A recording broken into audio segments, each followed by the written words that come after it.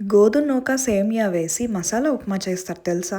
One pot recipe లాగా చాలా ఈజీగా చేసేయచ్చు. నోటికి రుచిగా చాలా కమ్మగా ఉంటుంది. మరి రెసిపీ చూసేద్దామా? చిన్న గ్లాస్ గోధుమ నూక, పెద్ద గ్లాస్ సేమియా తీసుకోవాలి. ముందు గోధుమ నూకని సిమ్ లో పెట్టుకొని డ్రై రోస్ట్ చేసుకోవాలి. తర్వాత దాన్ని ఒక ప్లేట్ లో తీసుకోవాలి. అదే పాన్ లోని సేమియా కూడా వేసుకొని సిమ్ లోనే గోధుమ రంగు వచ్చినంత వరకు వేపుకోవాలి. ఇప్పుడు సేమియా కూడా వేరే ప్లేట్ లోకి తీసుకోవాలి. ఇప్పుడు ఉప్మా తాలింపు కోసం ఇప్పుడు పాన్ లోన నూనె, నెయ్యి వేసుకొని జీలకర్ర వేసుకోవాలి. తర్వాత ఏలక్కాయ, లవంగ, దాల్చిన చెక్క, చిన్న సైజు పులావ్ పువ్వు ఒక్కొక్కటి వేసుకొని తర్వాత జీడిపప్పు, పచ్చిమిరపకాయ కూడా వేసుకొని బాగా వేపుకోవాలి.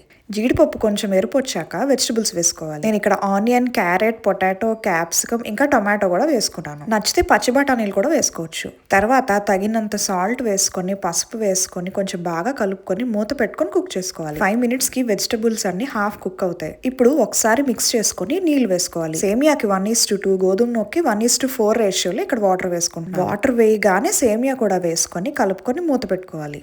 నీళ్లు ఉడికేలోగా సేమియా కూడా ఉడికిపోతుంది. నీళ్లు మరిగాక గోధుమ నూక కూడా వేసుకొని ఒక 5 నిమిషాలు మూత పెట్టి కుక్ చేసుకోవాలి. 5 నిమిషాల తర్వాత ఉప్మా కొంచెం నీళ్లు ఉంటే అలా కలుపుతూ ఒకసారి మిక్స్ చేసుకోవాలి. లాస్ట్ లో కొత్తిమీర కూడా వేసుకొని ఒకసారి అంతా బాగా కలుపుకొని స్టవ్ ఆఫ్ చేసుకొని ఒక 5 నిమిషాలు మూత పెట్టేసి అలా ఉంచేసేయాలి. ఇంకా సర్వ్ చేసుకోవడమే.